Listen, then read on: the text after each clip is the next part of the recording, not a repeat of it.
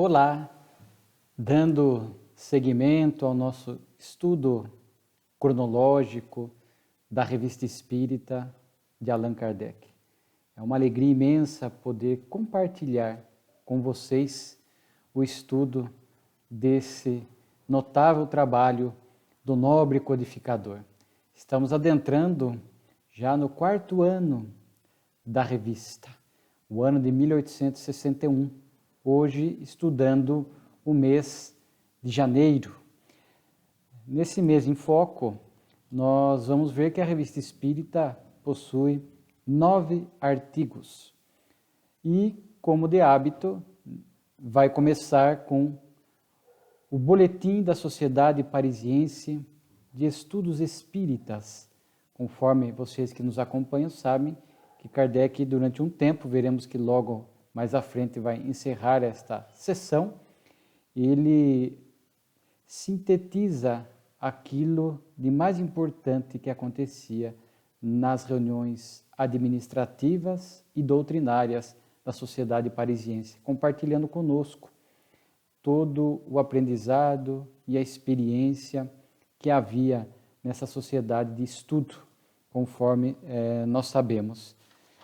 Neste item de boletim, Kardec vai compartilhar, fazer uma citação de um caso pessoal que aconteceu com ele, de um assunto que ele estava refletindo, e ele vai receber uma comunicação espiritual de um espírito familiar que acompanhava a sua tarefa, a sua missão, e vai dizer que no jornal La Siècle, jornal francês da época, há um longo artigo sobre o assunto que você está estudando e vai responder à tua pergunta. Fomos nós que inspiramos o autor e a tese por ele exposta no referido jornal. E aí, esse artigo, do qual nem o Sr. Kardec nem o médium tinham conhecimento, realmente se encontra no referido jornal. Kardec foi buscar e encontrou no jornal citado pelo Espírito aquela matéria que veio ajudar Kardec num determinado assunto. Aí o Kardec comenta, isso prova que os espíritos podem estar a par das publicações terrenas. Então, muitas vezes, nós achamos que os espíritos superiores estão distantes da nossa realidade material, desconhecem as coisas que acontecem na Terra. E esse texto de Kardec, embora simples, nos remete a um pensamento mais amplo, a entender que esses espíritos elevados, num grau maior ou menor, mas elevados, desses espíritos que ajudam no progresso do planeta, inspirando a criatura humana para um comportamento melhor, naturalmente que eles têm conhecimento do que acontece aqui na Terra. Eles não ficam presos às questões da Terra. Eles transitam no mundo espiritual com muita liberdade e pelo seu potencial espiritual e moral, naturalmente que eles conseguem identificar, registrar e, se necessário, acompanhar mais de perto, se houver o interesse, questões materiais do nosso cotidiano que sejam relevantes, eles conseguem acompanhar, sabem o que está se desenrolando, os fatos. Então, por isso que Kardec fala, como é que um espírito superior saberia que determinado artigo estava sendo redigido por um autor, por um escritor, por um repórter e seria publicado num jornal de circulação francesa. Então, Kardec fala, veja como os espíritos estão realmente conectados àquilo que está acontecendo aqui na Terra. Então, isso nos dá essa noção de que esses benfeitores que trabalham em prol do planeta não estão distantes das nossas lutas, das nossas dores, dos nossos anseios, das nossas conquistas, das nossas felicidades e dos eventos que acontecem no planeta Terra. Estão profundamente conectados ao ambiente terrestre e, naturalmente, que atuam para que se possa dar da melhor forma possível o aprendizado e o progresso da criatura humana. Então, a ação desses benfeitores espirituais, aquilo que eles registram, daquilo que eles participam, daquilo que eles têm ciência e acompanham, estão muito além daquilo que nós podemos imaginar. E Allan Kardec vai seguir, né, com o boletim, e aqui só para exemplificar algo que nós já tratamos em abordagens anteriores, a Sociedade Parisiense, Kardec fez questão, enquanto presidente, foi presidente enquanto esteve encarnado durante todo o período da Sociedade Parisiense, de manter aquele grande foco do estudo. A Sociedade Parisiense não era movida por mera curiosidade nas questões do intercâmbio espiritual. Então, Kardec recebe um pedido de uma pessoa para que fizesse a evocação de um determinado espírito e o sogro dessa pessoa. E Kardec faz questão que recebeu esse pedido, a pessoa, né, o que fez o pleito, uma pessoa conhecida de Kardec, e ele fala, normalmente o interesse privado particular não norteia as atividades da Sociedade Parisiense, ou, no caso em particular, as evocações que nós fazemos. Mas aqui, tendo em conta que o espírito indicado, enquanto vivo, enquanto na sua última reencarnação, foi uma pessoa profundamente ateísta, talvez esse espírito traga para nós profundas e valiosas reflexões e lições. Então, como ele servirá de estudo e de aprendizado, Kardec consente e coloca isso na ordem do dia, na pauta da Sociedade Parisiense. Então, isso é muito importante. Aqui toca num assunto também, para que a gente não passe despercebido, da questão da evocação. Porque é naturalmente que Kardec se utilizava desse expediente da evocação.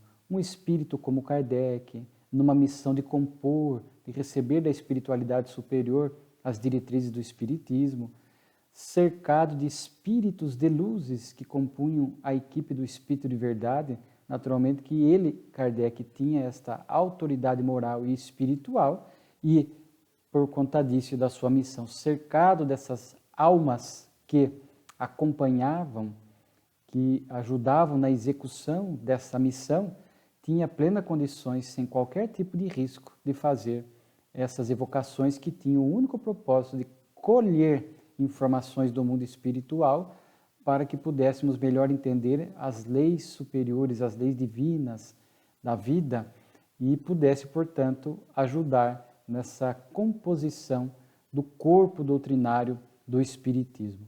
Então, porque muitas pessoas às vezes nos perguntam sobre a questão das evocações. Nós vamos ver que Emmanuel, na obra O Consolador, instado sobre a questão, ele fala a respeito disso e diz que ele prefere as comunicações espontâneas. Vimos em alguns estudos anteriores que o próprio Kardec mesclava e estava dando muito valor, depois de ter feito muitas evocações e colhido muitas lições valiosas, não que ele fosse abandonar a evocação, mas ele estava percebendo também e se utilizava do método das comunicações espirituais espontâneas. Quando ele cuida do assunto da evocação no Livro dos Médiuns, ele próprio fala que quando há as reuniões regulares na casa espírita, a habitualidade, há uma equipe espiritual, há um dia, um horário definido, isso facilita a organização da reunião mediúnica, dos espíritos que vão se comunicar, daquilo que é melhor para o aprendizado do grupo, para o atendimento dos espíritos inferiores. Naquela época, o movimento espírita era muito inicial. Não tínhamos a quantidade de casas espíritas que temos hoje, a regularidade das reuniões como temos hoje, a quantidade de grupos mediúnicos que temos na atualidade. E isso permite, portanto, a dinâmica da casa espírita, dentro dessa habitualidade, dentro dessa rotina, que os benfeitores possam promover, trazer para a reunião e, digamos assim, definir aquelas comunicações, sejam de espírito superior, trazendo uma lição, de espírito inferior para a devida doutrinação. Esses benfeitores que conduzem as reuniões mediúnicas nas casas espíritas, os seus dirigentes espirituais, vamos dizer assim, sabem muito bem as comunicações que virão de lá para cá, de forma que, eu não diria proibido, não é essa a palavra, mas eu diria desaconselhável o uso da evocação, que no nosso caso haveria riscos desnecessários e seria talvez mais dentro da cautela que as comunicações espirituais fossem e sejam espontâneas dentro das reuniões mediúnicas, repito, conforme o próprio Emmanuel, quando estuda o tema mediunidade na parte final da obra O Consolador. Outra coisa importante, o Kardec nota que algumas das comunicações espontâneas na sociedade parisiense, que tratavam de determinados temas, esses mesmos temas eram, claro que não é coincidência, tratados em outras localidades, em outras casas espíritas, em outros locais onde os médiuns estavam reunidos. Então, ele falou isso, né? Fato digno de nota, diz ele, né?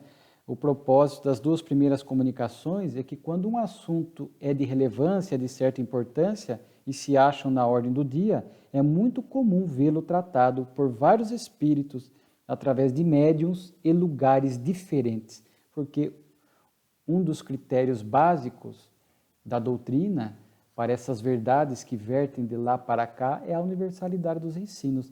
Então, quando essa equipe do Espírito de Verdade, que cuidava da tarefa no mundo espiritual, que já dissemos que a equipe se dividiu em duas, aqueles que reencarnaram, vieram para a dimensão física, e aqueles que ficaram na dimensão espiritual. Então, no mundo espiritual, são muitos os espíritos que abraçaram essa tarefa e compunham a equipe do Espírito de Verdade para trazer o Espiritismo à Terra. Então, um grupo estava ali na Sociedade Parisiense, outro grupo estava ali em Bordeaux, em Lyon, em outros locais, fazendo com que temáticas importantes que os benfeitores estavam trazendo também trouxessem em sintonia em outros locais, através de outros médiuns. Kardec recebia essa comunicação através de cartas e contatos que eram feitos e percebia que aquele tema foi tratado aqui, acolá, no outro local, por médiuns diferentes, que nem sequer sabiam do assunto, e o tema vinha na mesma linha a demonstrar que era o caminho correto por conta da universalidade dos ensinos. Então, a gente via toda esta ordem, esta ordenação, né, na tarefa da espiritualidade, porque quando falamos de uma tarefa superior, executada por espíritos superiores, nós jamais podemos ver ali o improviso, a desordem, a planejamento e ordem na tarefa desses espíritos. E Kardec deixa isso claro ao anotar que um mesmo tema era tratado em diversos locais, com médiuns e com espíritos diferentes, porque esses espíritos estavam vinculados nessa tarefa de trazer o espiritismo, a terceira revelação, para o orbe terrestre. Então, bem interessante, né, o boletim, foram os pontos que nós... Aí um fato aqui muito interessante também, que eu gostaria de compartilhar. Uma médium recebeu uma comunicação, a senhorita recebeu comunicações de João Evangelista, a senhorita J. E ela percebeu que tinha uma caligrafia muito especial, muito delicada, diversa da habitual. E ficou em dúvida e pediu a Kardec que evocasse João Evangelista, na Sociedade Parisiense, para verificar se era de fato esse espírito, etc. Então, a gente percebe que Kardec, sem comentar com a médium da Sociedade Parisiense, a senhora Costel, evoca João Evangelista e ele, portanto, vai dar uma mensagem psicografada, porque a escrita, e Kardec vai perceber e fazer a comparação de que realmente a letra, ali a grafia era a mesma.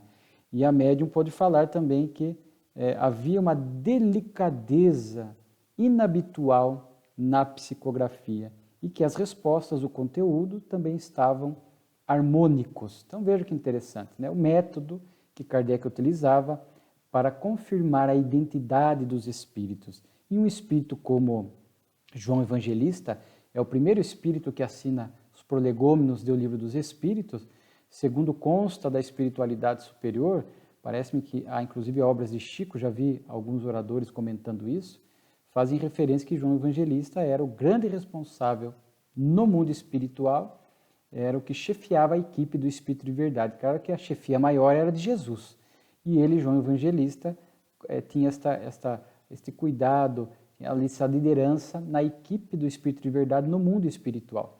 E Kardec, Allan Kardec, seria esse grande, entre aspas, né, o maior responsável aqui na Terra.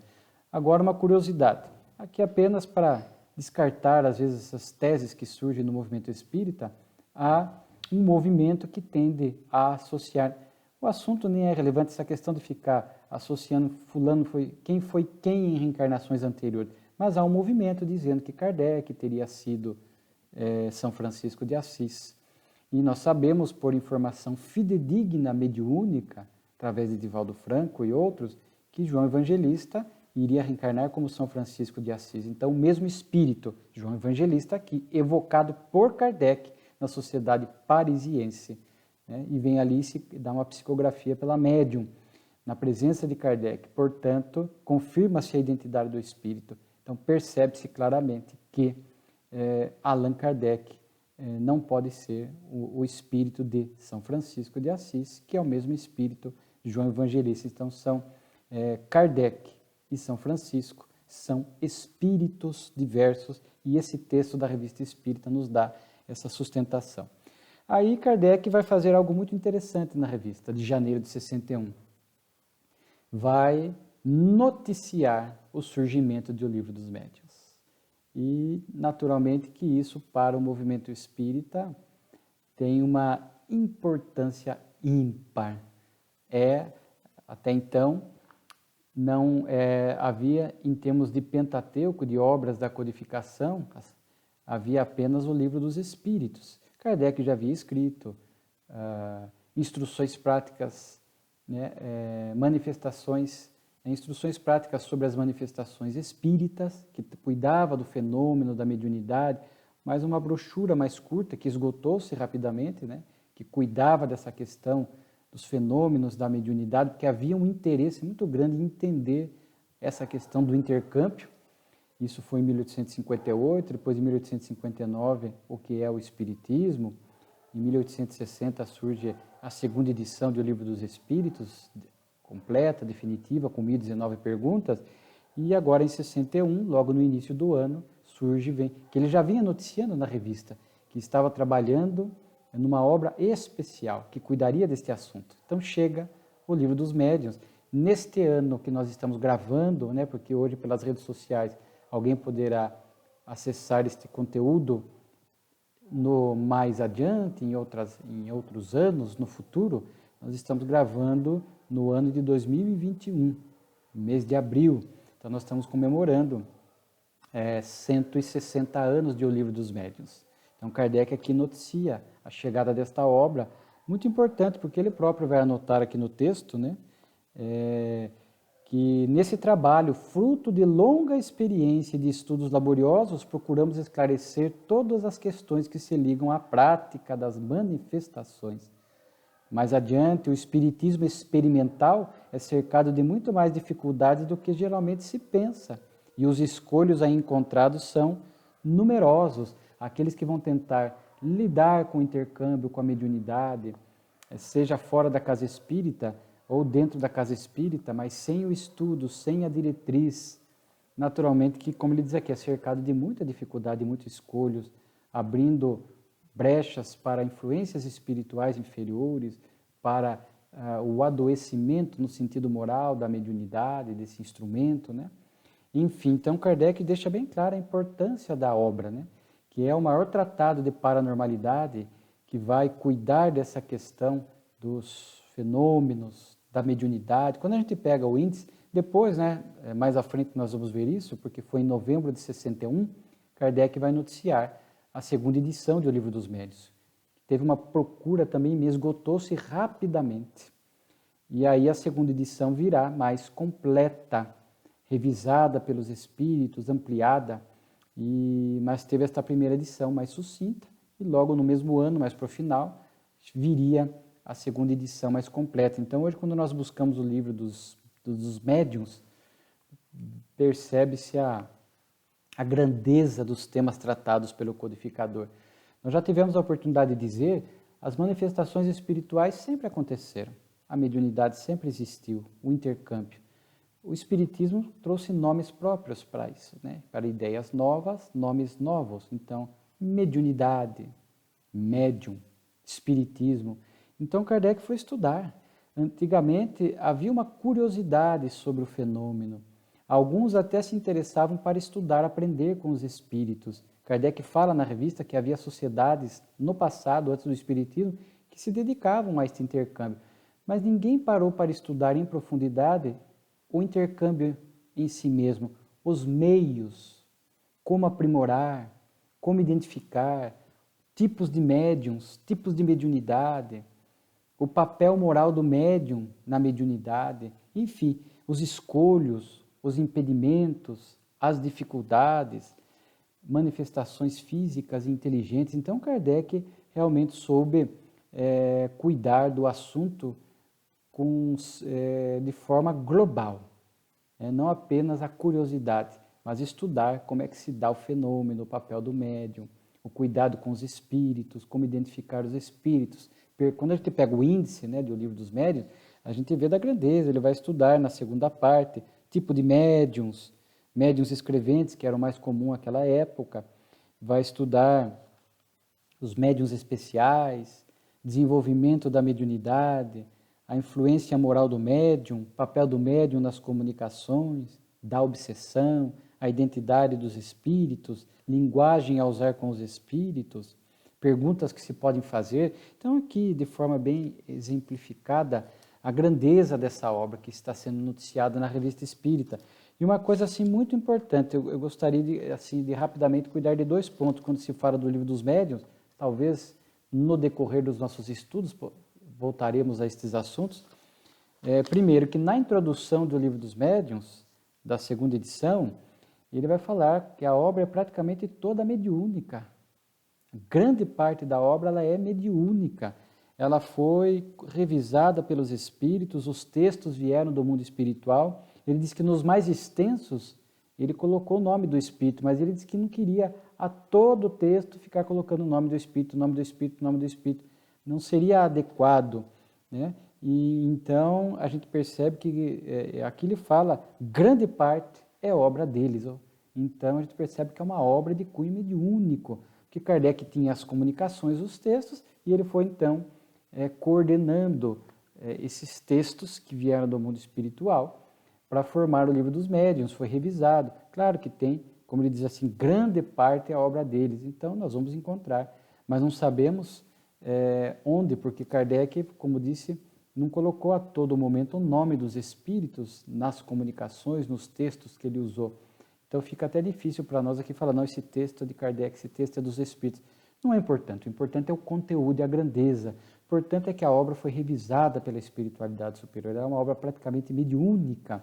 Portanto, os espíritos superiores, com esse cuidado de Kardec, com a montagem da obra, a coordenação dos temas, a sequência, a metodologia de Kardec, torna esta obra realmente insubstituível, imprescindível para aquele que quer estudar mediunidade e participar, como Kardec falou, das reuniões práticas da mediunidade que hoje as casas espíritas possuem e é um dos elementos vitais da casa espírita, o intercâmbio com os espíritos, a mediunidade exercida de forma saudável, com estudo, com preparo, com qualificação, para que não ocorram os problemas de uma reunião mediúnica mal conduzida, de médiuns mal preparados, que daí o que os espíritos, principalmente Emmanuel usa muito isso, se não me falha a memória na obra Seara dos Médiuns, o mediunismo, que é o exercício da mediunidade fora das diretrizes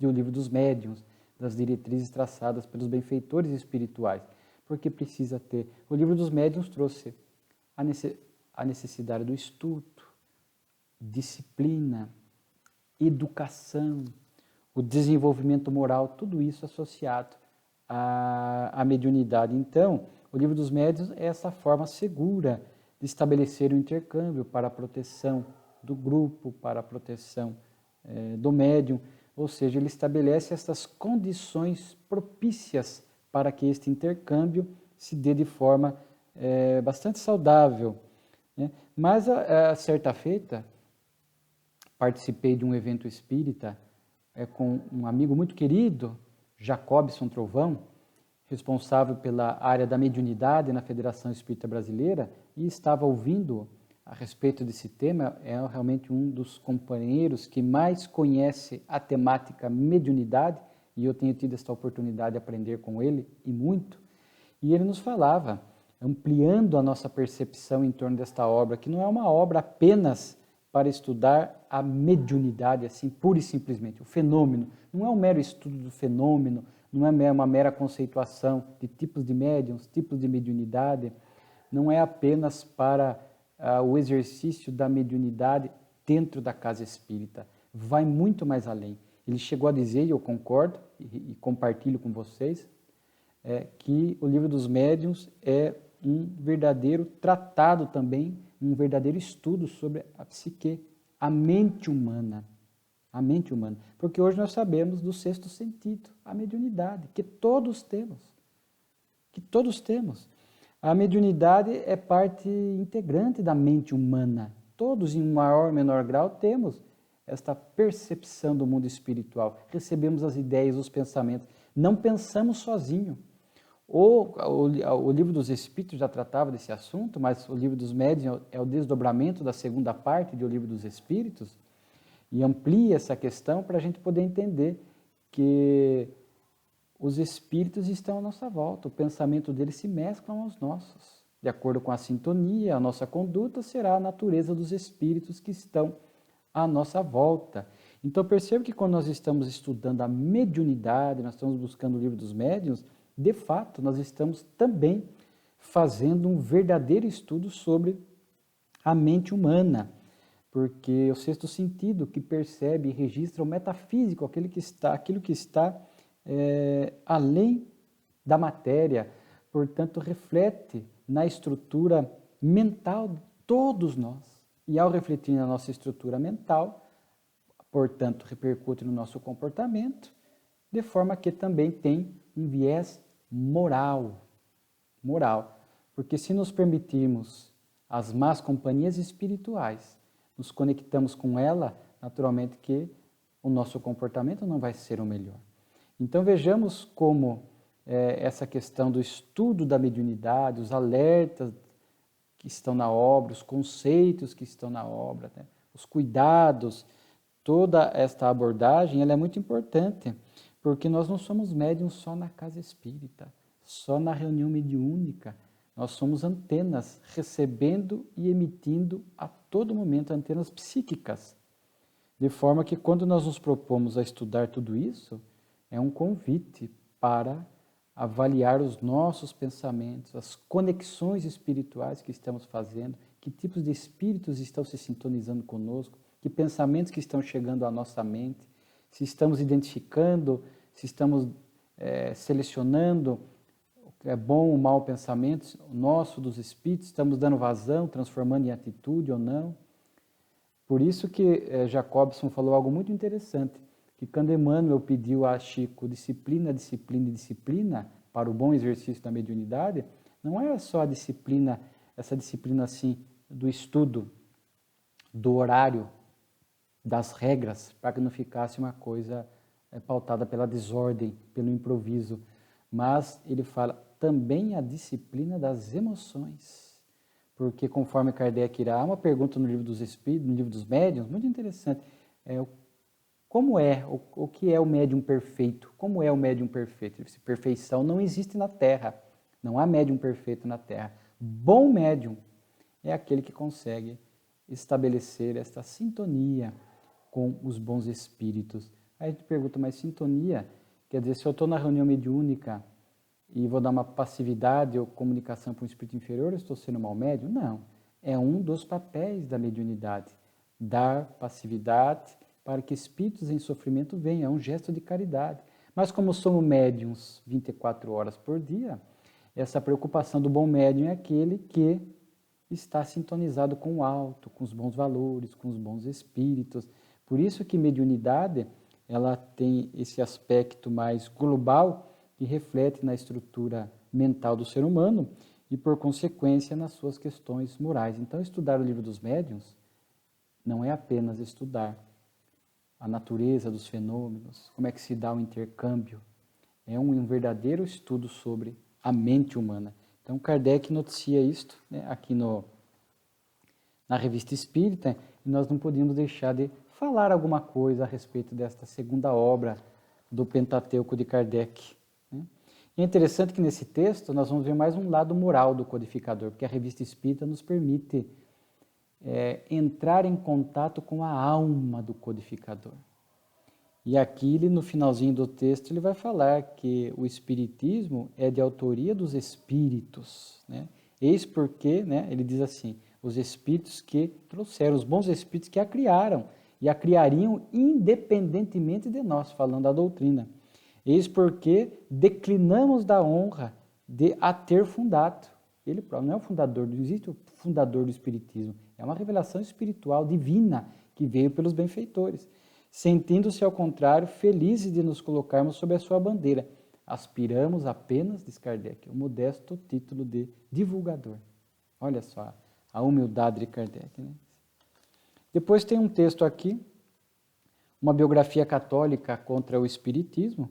É um texto atacando a doutrina, mas agora com esse viés religioso. Kardec fala que muitos autores e escritores atacaram o Espiritismo, mas agora vem um ataque proveniente de uma determinada, uma pessoa que representava uma religião. O senhor George Candy, né, que é o redator desse periódico, né, uma biografia católica. Então ele ataca basicamente o Espiritismo de 2 pontos, né, dizendo que as manifestações espirituais são coisas do diabo, que somente os espíritos inferiores se comunicam e produzem os fenômenos, que é uma obra do diabo, e que o Espiritismo usa a artimanha de glorificar o cristianismo para o aviltar, espalhá-lo para o suprimir. Essa parte, Kardec, claro, não tem sentido. É ilógico esta assertiva. Glorificar o cristianismo para o aviltar e espalhá-lo para o suprimir. O próprio Kardec fala que não tem sentido, né? Esta argumentação. E aí Kardec vai, dentro da sua pedagogia incomparável, ele vai aqui rebater amorosamente o ataque. Ele vai citar que, inclusive, num determinado local, um determinado pregador fez um sermão virulento, falando que o Espiritismo era obra do diabo. E aí ele diz que naquele local, no dia seguinte, houve um aumento de pessoas procurando a doutrina, curiosos para querer, entre aspas, ouvir o diabo, né? Aí essas pessoas vieram às reuniões espíritas, pessoas sérias, diz ele, né? Pessoas respeitáveis, instruídas, orando a Deus, coisas que elas não haviam feito antes. Pessoas crentes em sua alma, em sua imortalidade, nas penas e recompensas futuras, trabalhando para se tornarem melhores, esforçando-se por praticarem a moral do Cristo, não falando mal de ninguém, nem mesmo daqueles que lhes lançavam anátemas. Né?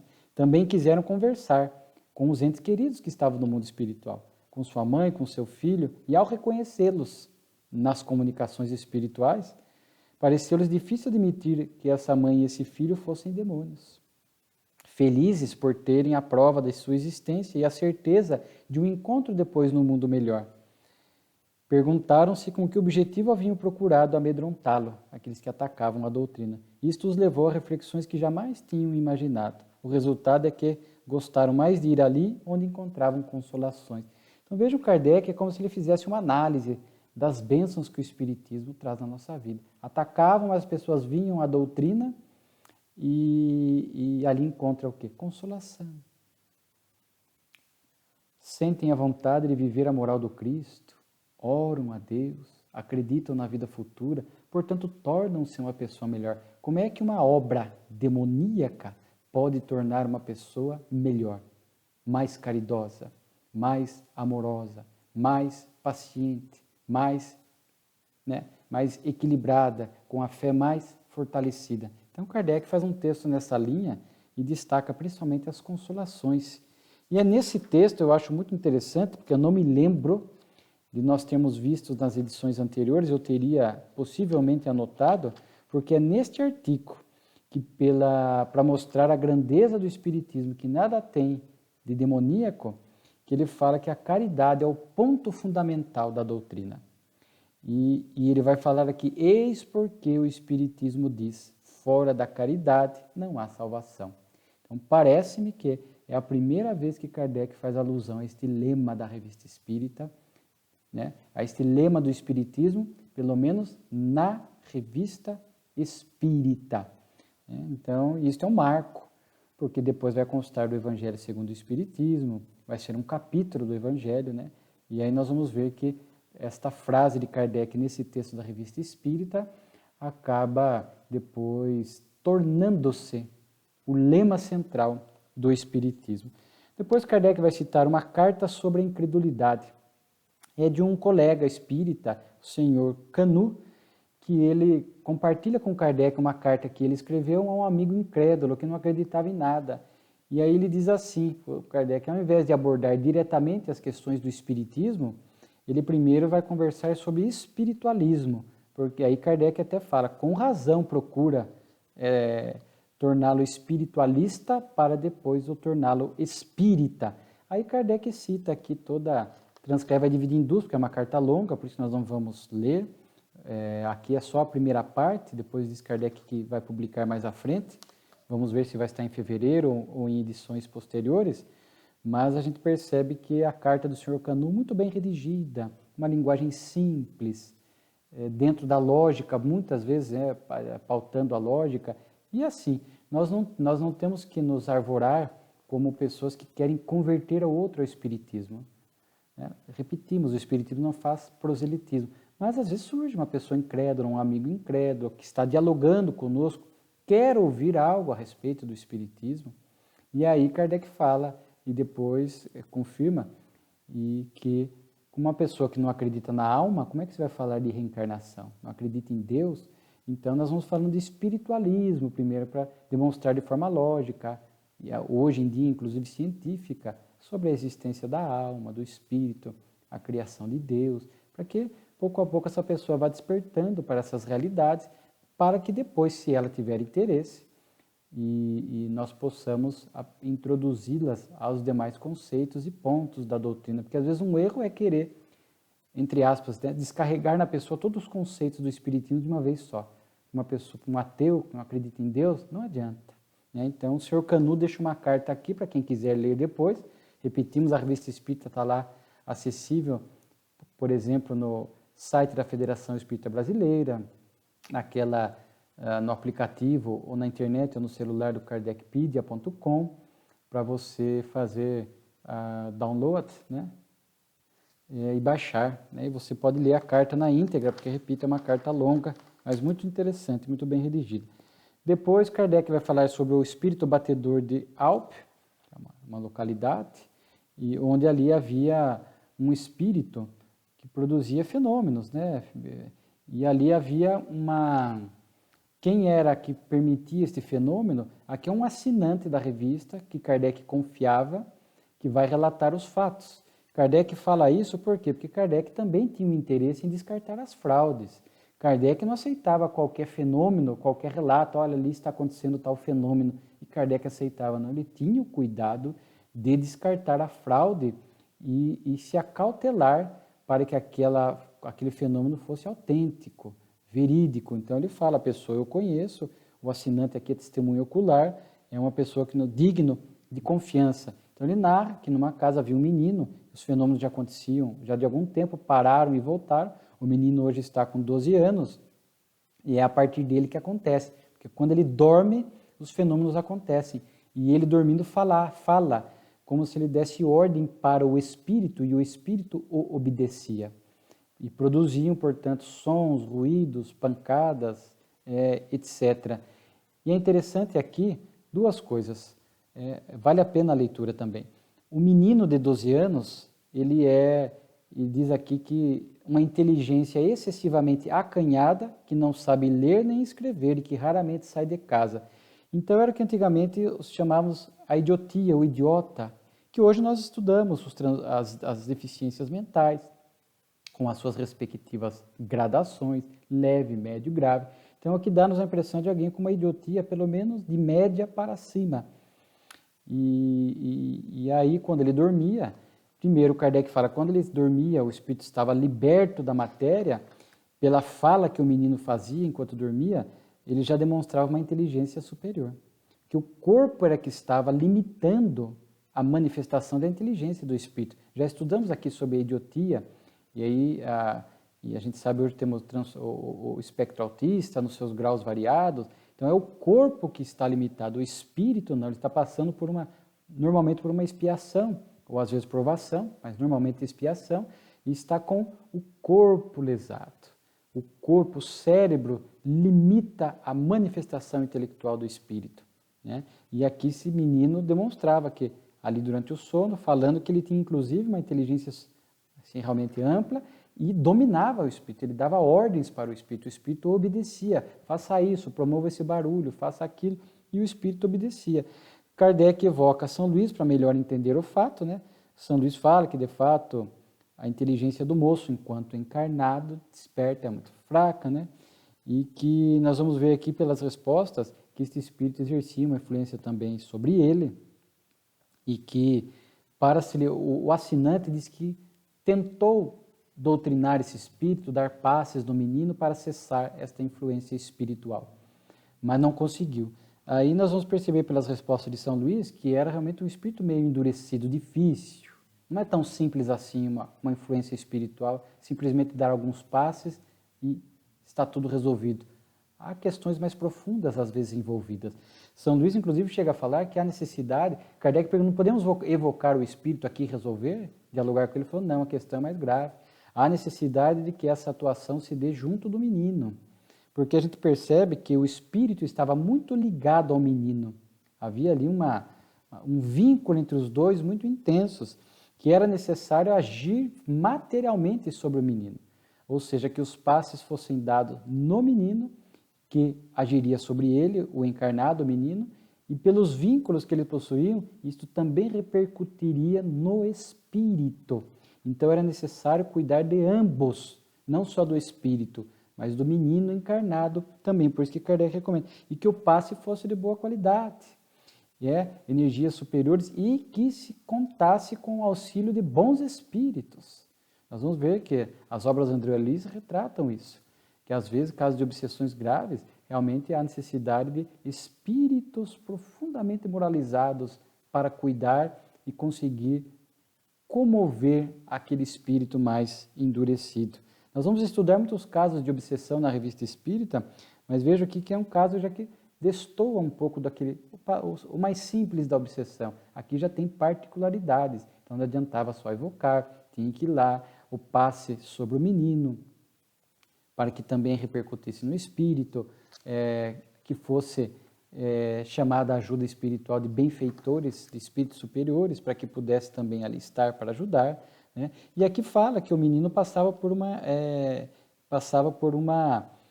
expiação, porque ele abusou da inteligência em outra vida. Então vejamos que tinha uma situação, uma causa justa. O abuso da inteligência, e a inteligência pode ser manejada de muitas formas para o mal. Vimos pessoas que estão em cargos, altos cargos, e usam a inteligência para fraudar o erário, desviar dinheiro, maquiar aquela movimentação financeira equivocada, errada. Então, as pessoas que aplicam golpes. Hoje em dia está muito comum esses golpes virtuais. A pessoa do lá é inteligente, ela está pensando em criar um método para enganar. Então, essas pessoas que abusam da inteligência e lesam as pessoas, a humanidade, naturalmente que lesionam esta área cerebral no perispírito, pelo mau uso.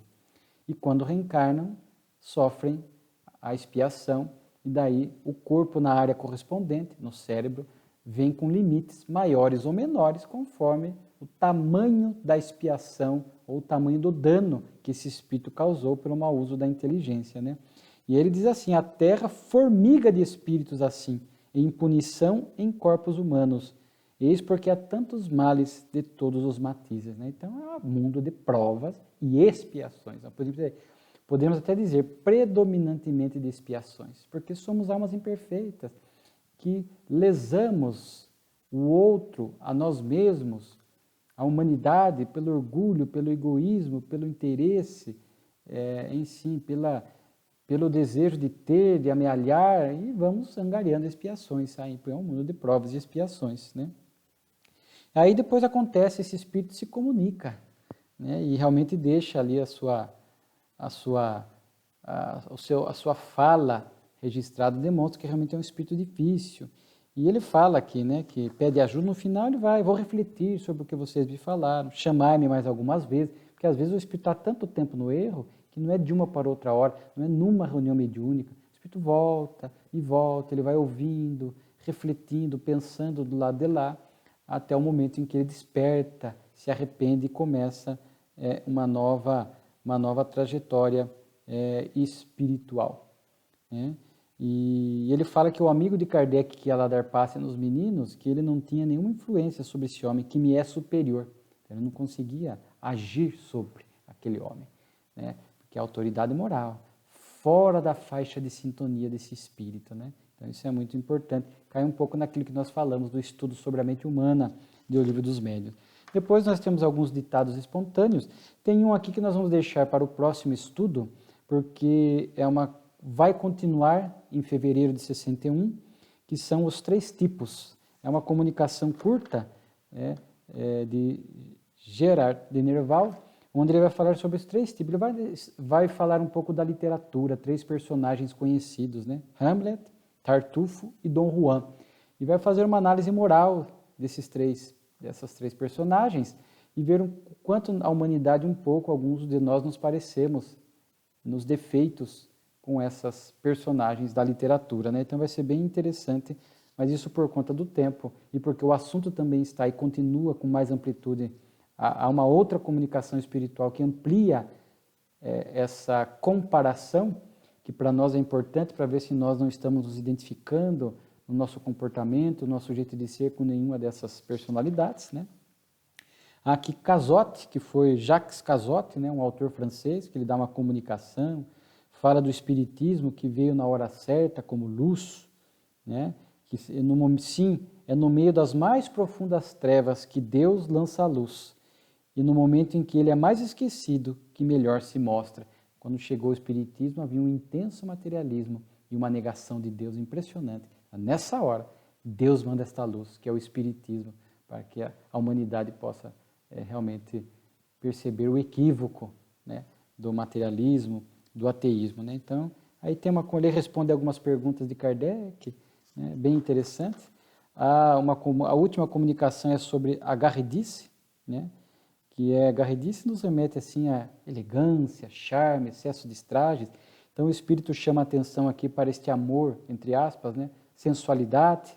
Quando a gente usa um pouco, ele fala aqui um pouco da garridice feminina, mas hoje nós vamos estender a todos, né, porque assim, a grosso modo, é um defeito moral do masculino ou do feminino, que vai usar da beleza, do charme, da forma de se vestir, cria uma imagem exterior de uma boa pessoa. Aliás, vai até se enquadrar num das personagens que nós vamos estudar, né, que é justamente Dom Juan, mas que com isso acaba ferindo o outro, né, lesando, abusa da beleza, da facilidade de manipular, né, e tenta com isso obter privilégios, manipular o outro, ferir corações, a busca pelo prazer, né, quantas pessoas então usam dessa garridice e acabam enganando as pessoas por um conúbio, por uma relação sexual e depois abandonam afetivamente essas pessoas e se comprometem. Todas as vezes que nós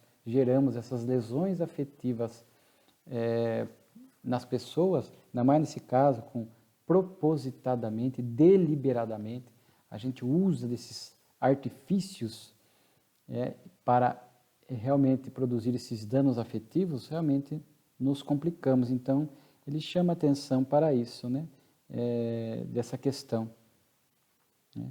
A sedução, né? E, enfim, a gente vê tantas coisas. Hoje tem o aspecto virtual, sedução virtual, o engano, né? A pessoa, ela realmente está querendo satisfazer apenas os próprios interesses, o próprio prazer, sem se preocupar como é que o outro vai ficar depois, né? Então, realmente, nós, humanidade, precisamos pensar muito e realmente analisar muito as nossas condutas, né? Jamais lesar